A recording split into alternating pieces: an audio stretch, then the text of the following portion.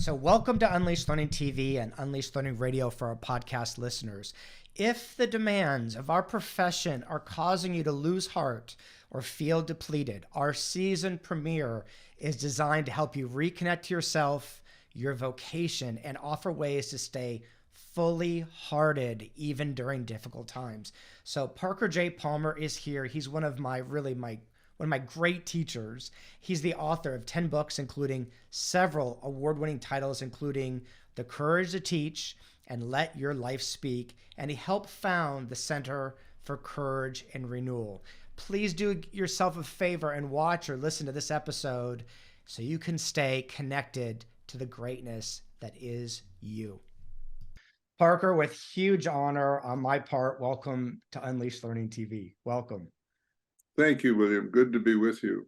I've told you just briefly, but you're one of my great teachers of the last 25 years in the profession. So to get to talk to you and share these conversations with the greater audience, I'm really honored with. So, Parker, as you may or may not know, what we do at Unleashed Learning is we help embed a system into a school or organization that helps make learning stick for everyone. And part of that system is who the teacher or leader is. And for some, that's kind of a confronting conversation because in our profession still, that's not let's say a collective conversation often. It's not in the profession. And you've been talking about we teach who we are for as long as I've been in the profession. So I'm hoping that we can add to people thinking about those connections. So to start off, what I'd like to ask you is this. Teaching, even now, is sometimes being whittled down to strategies or standards or certain curriculum. And you famously have talked about that great teaching can't be whittled down to technique, that great teaching is the identity and the integrity of the teacher. It's part of that. So can you tell us about why the identity and integrity of the teacher or even leader matters so much? Well, I think the quick answer to that, William, and of course it's the central question here. The quick answer to that is to think of a phrase we commonly use to describe bad teaching. We talk about bad teachers as phoning it in, right? Or bad leaders as phoning it in. People who stand at distance and remove from the folks with whom they're supposed to be working. They create barriers between themselves and the people that they're allegedly serving or supposed to be serving, and never really connect except by phoning it in, sending words, images, messages of one sort and another. And that leads to a disconnect. I mean, among other things, such teachers never convey why they care about the subject in a way that makes their students care about the subject. I've talked with thousands of students over the last 50 years about their good teachers. And one of the things that they will say is they let us know why and how they care about the subject, and that draws us into caring about the subject too. But teachers who just phone it in, who in effect don't put the self into the teaching and learning equation, never come through with that quality of passion or soulfulness or commitment or whatever you want to call it to their students, and that results in less learning, or more fundamentally, less interest in learning. I'm just here, to get a degree, and this person is giving me no reason to think otherwise. So let's get this thing over with as efficiently as possible. I think the other thing I want to say, William, and I know our time is limited, but we have forever reduced teaching to tips, tricks, and techniques, right? And that's what we're always fiddling with, sort of on the edges of the enterprise. And I understand why, a brand new teacher in the classroom might find a few tips, tricks, and techniques helpful, especially if they're well chosen and well crafted. But over the years, I've asked students of every sort, talk to me about the methodology that your good teachers use. And the stories that I've gathered range from A to Z. there's no commonality of technique among people that students will identify as good teachers. But what these teachers do have in common is something that I came to call a capacity for connectedness. They are people who know how to weave a web of connections between themselves, their students, and their subjects, and keep working that web in a way that drives those connections deeper and deeper and deeper, so that students get engaged with the subject, they get engaged with each other, and they get engaged with the teacher. And the teacher is in the mix as well as being an orchestrator of a teaching and learning paradigm. But that gets done in so many different ways. Some teachers do it brilliantly through great lecturing. I sometimes call it dramaturgical lecturing. It's as if you're watching a great play, and you can't help but be drawn into the action on the stage. Other teachers do it Socratic dialogue style. Other teachers do it by hanging around with students in the lab while the students are trying to follow a certain scientific protocol of observation and interpretation. There are so many, many ways to describe the techniques that work, but no one technique works for everybody. What does work for all good teachers is this capacity for connectedness. And so much of your work is that connectedness to ourselves, starting to know who we are in that and staying connected to who we are so we can do that magic that you described so well. Yeah, exactly. And I think that Socrates said a long time ago, the unexamined life is not worth living. And my sense is that a lot of people live unexamined lives. I certainly did for a period of time, until events forced me to start taking these things seriously. So I have added to Socrates' dictum the following: if you choose to live an unexamined life, please do not take a job that involves other people, because you're going to end up doing damage. The person who doesn't know him or herself can't possibly connect with another human being. That's the person who's phoning it in, maybe out of fear of what others might discover if they got too close to that person, as they think of themselves fearfully. Fear, of course, is a subject that we could talk about at great length, because it shuts down real teaching and learning in 1,000 different ways. But yeah, self-knowledge is absolutely critical. Socrates knew that a very long time ago. So then how do we, and your institute was started to do this work, your books have talked about this for years. What are ways for educators and leaders, people that are of service, how do we stay connected to our identity and integrity when we're, helping everybody else out all the time? So how do we stay connected to that? Well, you're referring to the nonprofit I started called the Center for Courage and Renewal, and I urge people to check out our new website there. We just celebrated our 25th anniversary of work in this arena, not only with teachers, but with nonprofit leaders, with clergy, with folks in healthcare, with young people, especially in social change, folks who want to be good citizens of a democracy. We've opened up to all of these people what we call our circle of trust process, which is all about learning to be vulnerable with each other and I'll use a phrase that you use in your work, in safe spaces where it's safe to be vulnerable.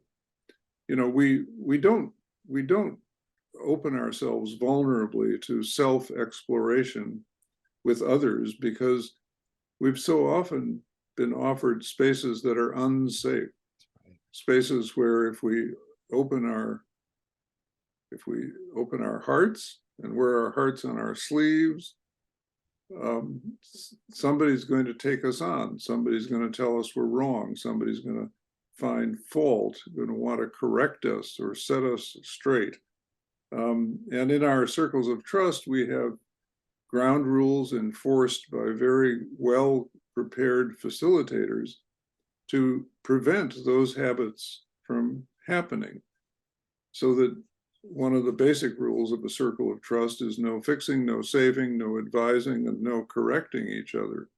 Well, when you take away those those favorite things of ours, which is, if you become aware of everyday conversations, you quickly become aware of how often people are engaged in fixing, saving, advising, or correcting each other.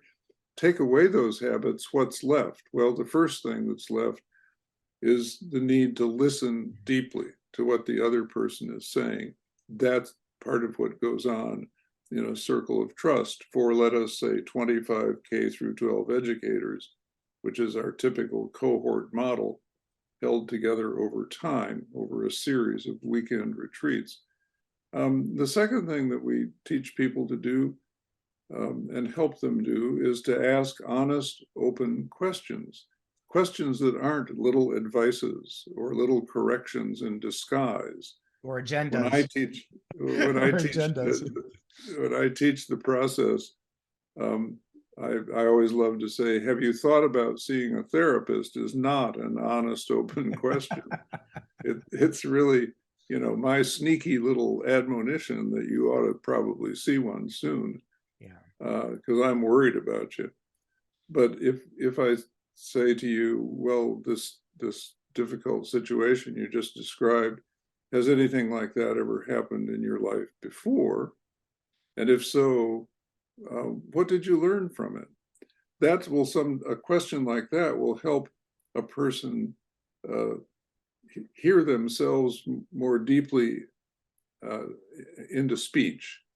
We talk about the importance of honest, open questions, hearing each other into speech. And so a question like that might take a person back to an episode that they'd forgotten about or hadn't realized until this moment was connected with what's going on at the moment, and glean from it some insights that come from inside of them. They don't come from me. They don't come from external sources. They come from what I call the person's inner teacher. Yeah. And for me, one of the joys of working in the safe spaces of that sort is to see how, when we prohibit the behaviors that make people feel unheard, unseen, uncared for, but rather make them feel like problems to be fixed.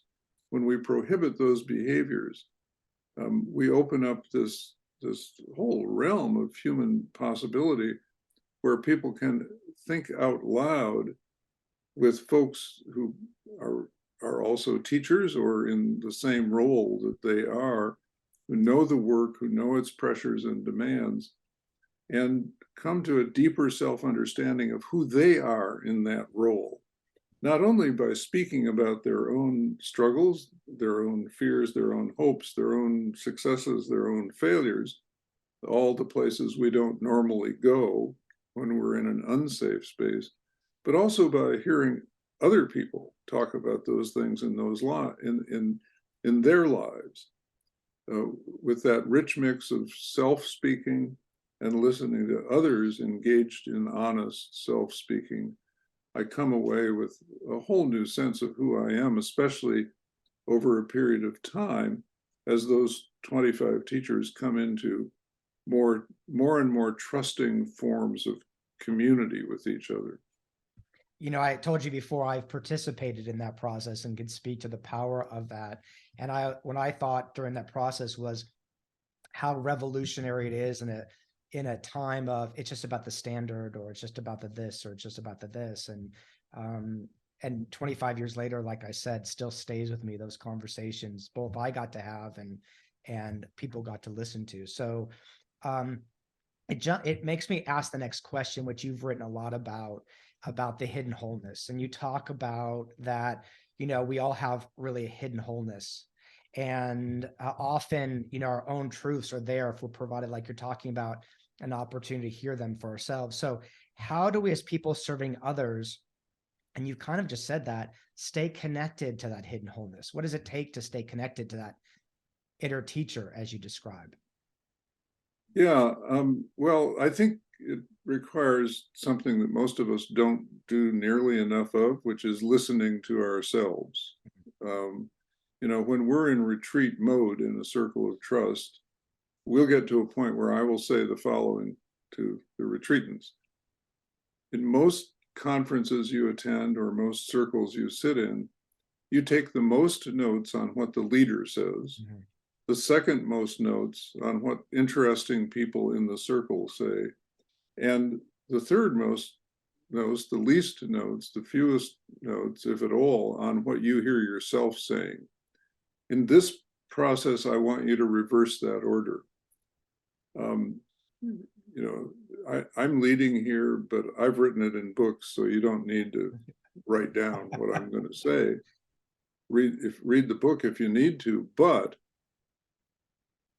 the voice that really counts is the voice that you hear coming from within yourself under these safe and trusting circumstances, where, believe me, you will start hearing things that surprise you. You will start hearing things that you haven't said to yourself before. And I have some classic stories from circles of trust to illustrate that very point. What happens is that as we listen to ourselves, we start to realize, oh yeah, I do have an inner teacher. Yeah. The other thing I want to say about this notion of a hidden wholeness is that it's very important to demystify, I think, what wholeness means, because it's become something of a shibboleth in our world, I think, among certain kinds of folks like you and me. Wholeness does not mean perfection. That's very important. Wholeness means acknowledging your broken parts as well as your strengths and integrating them into your total sense of self. A very important part of my life journey has been getting to the point where I'm able to look at the span of my life, 83 years now, and embrace everything that I've said and done and that's happened within me and happened to me and how I've responded to it. And to be able to say to the world, I am all of the above. And we are all the summation of the lives we've lived, for better and for worse. And there's a huge liberation involved in being able to say, I am all of the above. It's the liberation that comes from the willingness to unmask yourself and to be present in the world as you truly are. Now, understand, I'm not talking about the revelation of what we would regard as rightfully, privately held concerns, fears, relationships, etc. I'm not talking about just letting it all hang out. That's a very naive notion. But as you know, William, because I've written about these things, part of my life journey is 3 deep dives into profound clinical depression. And after a period of time, after I felt that I had integrated these experiences into my sense of self deeply enough not to blow myself away by talking about them or make other people feel afraid of me or feel that they need to take care of me, I've come to realize that this is a highly therapeutic act, to be able to say that yes, I have light in me, I have gifts in me, I have failures in me, and I have dark holes in my soul where I've visited from time to time and wondered if life was worth living. And I've just found that by showing up in the world with realities like that, which turn out, if we're clear about what we're saying, and if we say it with the intent of serving others, turns out these testimonies do serve other people. And in the case of depression, I've gotten a huge amount of feedback over the years from people who've suffered from depression, or people who have lived close by folks who suffer from depression, basically saying, it's just so good to know that you can survive and even thrive on the other side of this devastating experience. And so, to me, that kind of testimony to the wholeness of my experience, which is dark as well as light, means serving others and therapeutic for myself. I love, one of the words I love all the words, but one of the words I love is integrating. It's what I hear is integrating our light and our shadow, integrating all the parts that maybe worked and didn't work. And that really leads to that next question, which you've alluded to. You've written a lot about your experience of depression. And I talked in the question earlier about, we talk about having dark nights of the soul and really going to those spaces. And I'm curious about your experience of depression, when you were able to get on the other side of that, or let's say go through that process. How, when we talk about you teach or lead who you are, how has that impacted your own identity and integrity, or the ways you serve others after going through those dark nights? Well, I think that one of the things that those really struggles for my own life, one of the consequences of those struggles, and they really are struggles for one's life, because in my case, at least, the nature of these depressions was not mere sadness. I used to say it was like being lost in the dark, but 10 years ago or so, I realized, no, it's more like having become the dark. If you're lost in the dark, you can still negotiate the dark. You can stumble around and feel around and try to find a door handle or a window latch or something. There's a difference between you and the darkness still, and you can kind of try to negotiate a way through. But if you've become the dark, you lose that distance. Wow. And there is no negotiating. You're just surrounded by death. And the constant thought, of course, is this the day to end it all? Because it's not worth living. Well, having survived experiences of that sort, one of the consequences has been a deepened compassion for other people. And frankly, honestly, a total lack of surprise at the deep, dark problems that people sometimes bring to me. I'm not afraid to hear those problems. I'm not afraid that they have a contagious disease called depression or despair or whatever. And if I listen to too much of it, I might get it myself. And I'm not afraid, because I've reflected a lot on how most people that I knew when I was in depression kept their distance from me because they were afraid of me. They thought maybe they thought their job was to save me, and they couldn't. I don't know exactly what was going through their minds, but I do know that the behavior was, I call it sometimes drive-by caring, just like in and out, boom, boom, boom. Hope you're feeling better, bye. In order not to expose themselves to this kind of, I guess, psychological or spiritual version of COVID that could be so deadly for them. And the last, it's a horrific experience for a person who's already feeling like a worm, like a non-entity, which is what depression does to you. It just destroys your sense of self. it's a horrific experience to, if you can feel anything at all, to feel that once again, there's somebody who doesn't want to get near you.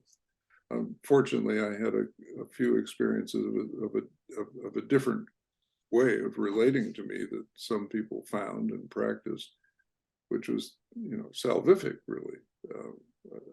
Was more than helpful. It really helped save my life, kept me connected or reconnected to the human race. So I think the deepening of compassion can take you a long way, and so can be, and you can also be taken a long way by just an openness to the fullness of the reality of the human experience. Wow. We all know that it's not all roses and honey, Not at all. not by a long shot. But the places where you can really express the full range of your experiences as a human being are few and far between. I'll just finish this little ramble by saying, when I have a conversation with a person who's openly sharing his or her darkness or despair or sense of impending death of a psychological or a spiritual sort, the thing I like most to be able to say at the end of that conversation, having listened carefully and well, and I hope responded in a way that heard them into deeper speech, I'd like to be able to say, at least metaphorically, welcome to the human race.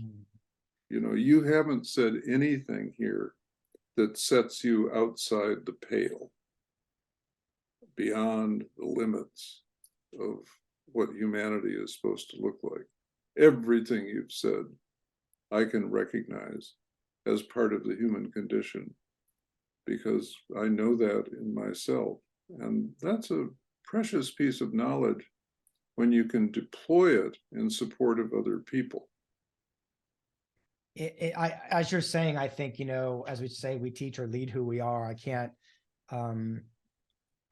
It just makes me think about the places you're talking about.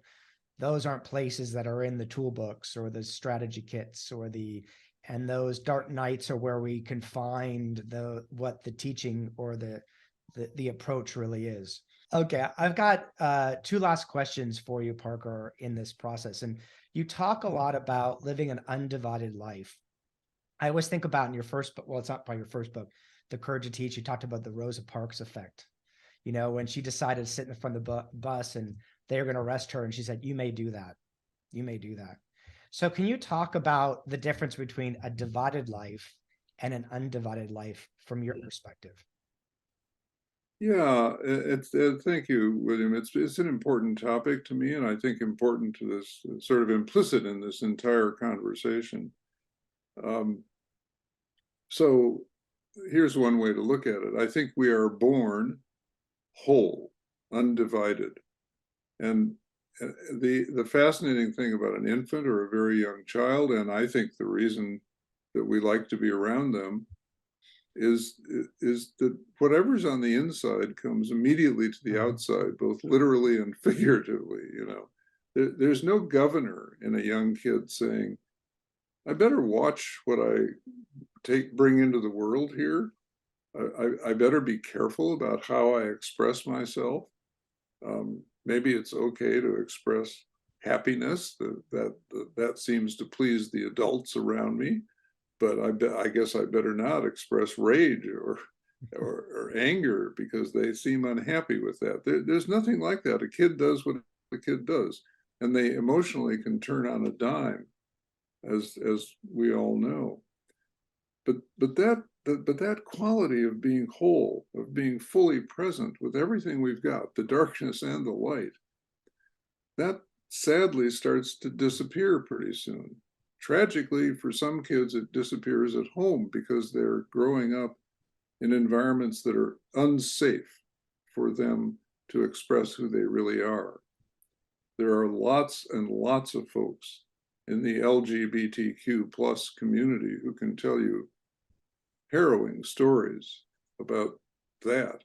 But if we're lucky enough for it that it doesn't happen to us at home with our family, it certainly starts to happen in school, where we learn that it is unsafe to bring certain aspects of ourselves into the external world. We learn to hide it out. We learn to tuck it away. Because if we bring it out, we might get shunned or marginalized. We might get rejected. We might get beaten up. We might lose all of our friends. I mean, you know, there's so many things around which that can happen for a young person. And so a lot of young people live their inner lives, their most deeply personal lives, I think you could call them their spiritual lives, in hiding. They simply don't share those lives with anybody, and that's the source of lots and lots of trouble. And as we grow older in the educational system, there is nothing in the educational system that encourages us to bring what's within us out into the light of examination.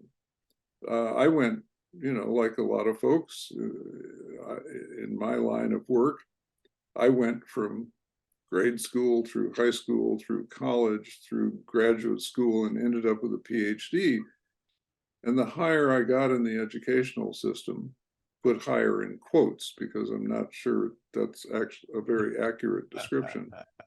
The higher I went in the educational system, the more it was demanded that I focus entirely on the external world and on the skill sets and knowledges that would allow me to become a professional person manipulating that external world in the direction of whatever designs I was asked to impose upon it. The higher I went in education, the less often, if ever, was I asked, well, how's this landing with you, Parker? How does this intersect with your life story? What does this evoke in you? Everything was out there and nothing was in here. And, you know, there are so many examples that I could give of this. I won't trouble you with them now because I know our time is limited, but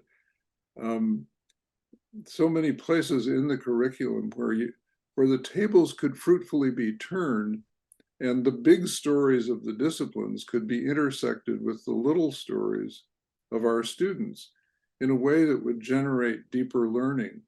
And again, that would demonstrate that capacity for connectedness that good teachers have.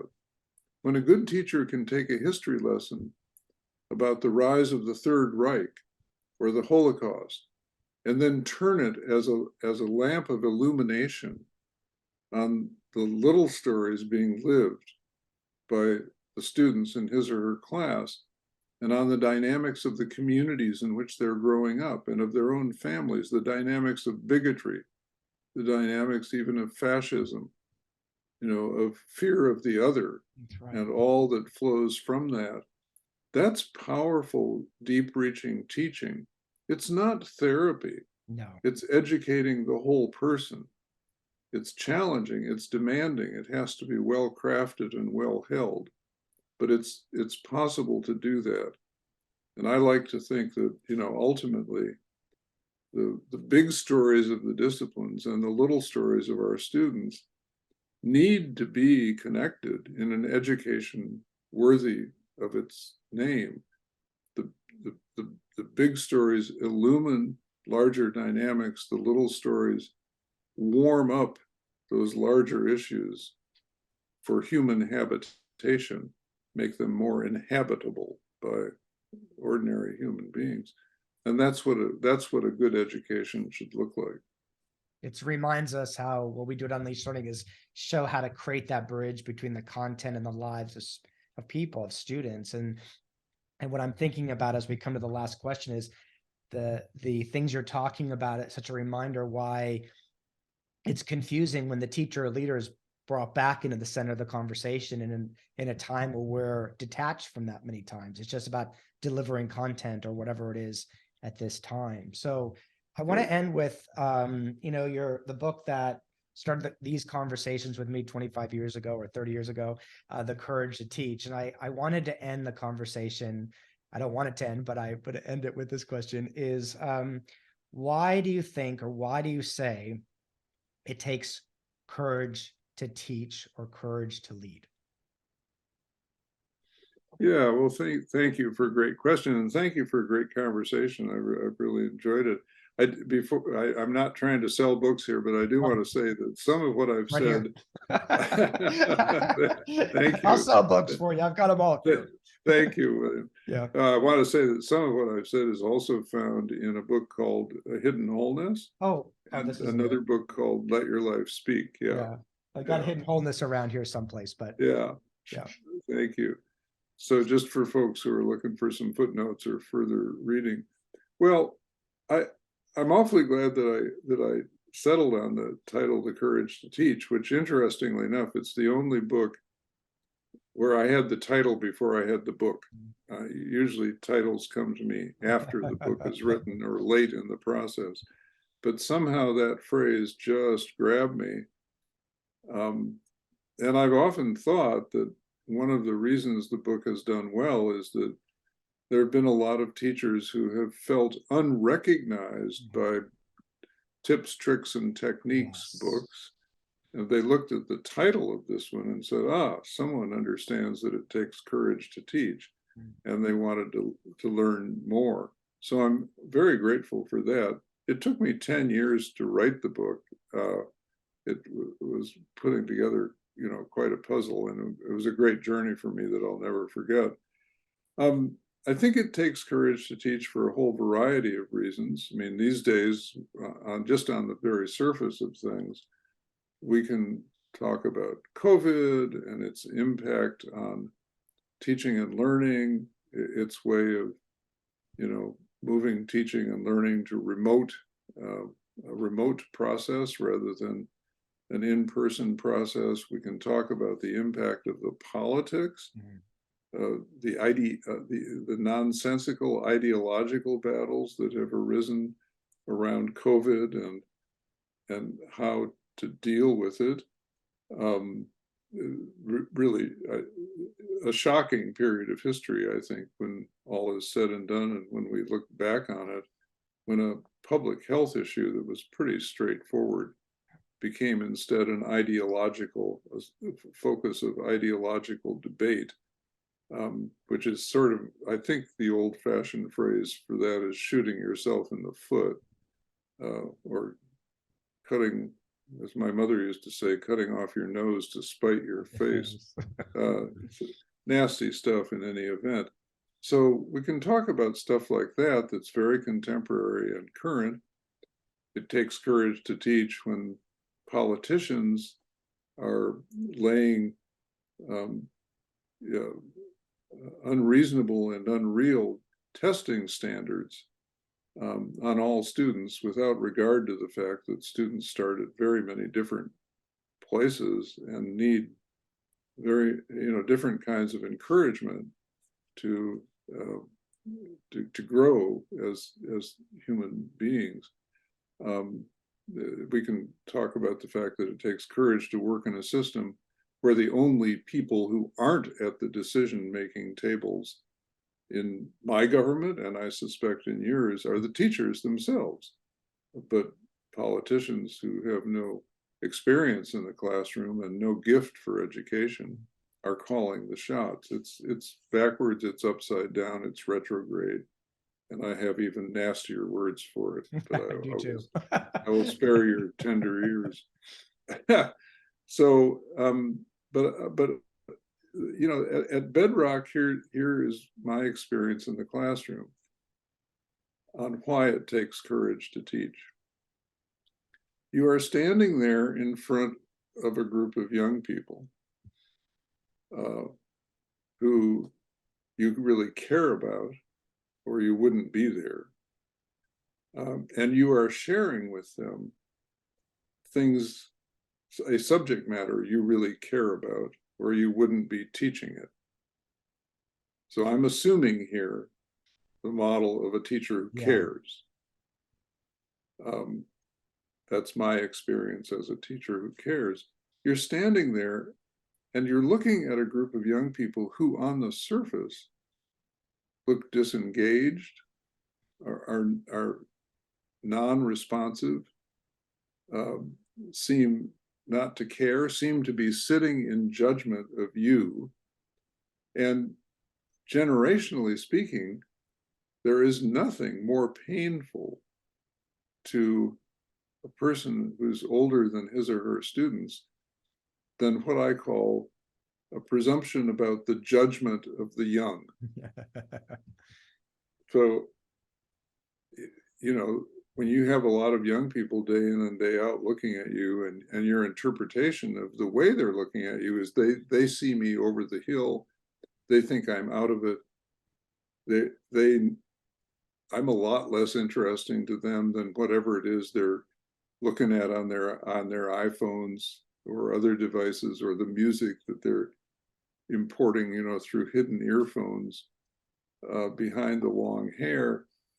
It's painful, right? And it takes courage to stand that gaffe, but it also takes diagnostic skills to figure out what's really going on there and not fall into the trap that these are just disinterested, apathetic, brain-dead young people. So what I finally figured out when I was a young teacher is that they're as afraid of me as I am afraid That's of right. them. It's fear locking down the whole enterprise. And we even know these days from good brain research that nothing shuts the brain down like fear. Can't do its work.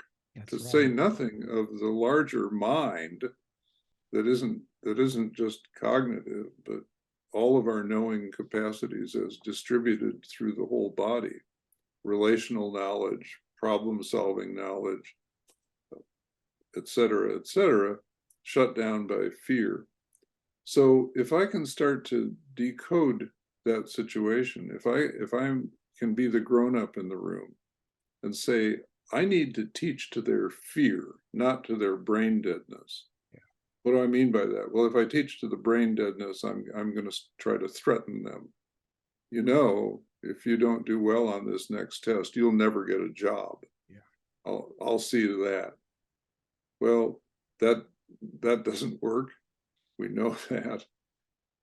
That's not good teaching. If I teach to their fear, I can accomplish real results. If I find ways to make the teaching and learning space safer for them, maybe some ways that I've learned in circles of trust for myself, where I've realized, oh, my students need this kind of care and consideration as well.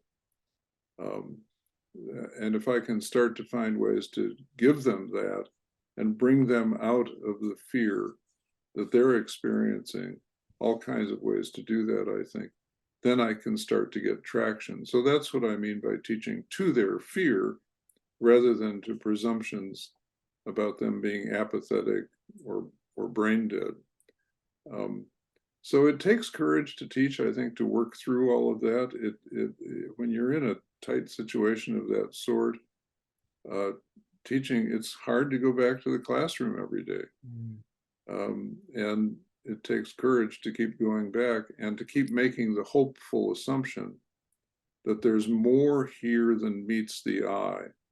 And I'm going to find out what it is. And I'm going to use that to create a new recipe for teaching and learning that will offer these students the same kinds of gifts that some great teachers offered me along the way. Pass it forward. Well, that's a great way to end, because you've been one of those teachers who's passed it on along the way to me for over 30 years. And your work continues to carry on for so many of us. So I say thank you for your time, for your life, for working to live an undivided life, which has impacted myself and so many people. So Parker, thank you so much. Well, thank you so much, William. It's an honor to be with you and with all of the good teachers that you're working with. So blessings all around. Thank you. Thank you so much. Thanks, Parker. Now we want to hear from you. We want to know, why do you think it takes courage to teach? You know, some of the best conversations take place after the episode, so jump over there and join the conversation. And while you're there, grab one of the 2 free ebooks, and together we can make learning stick for everyone.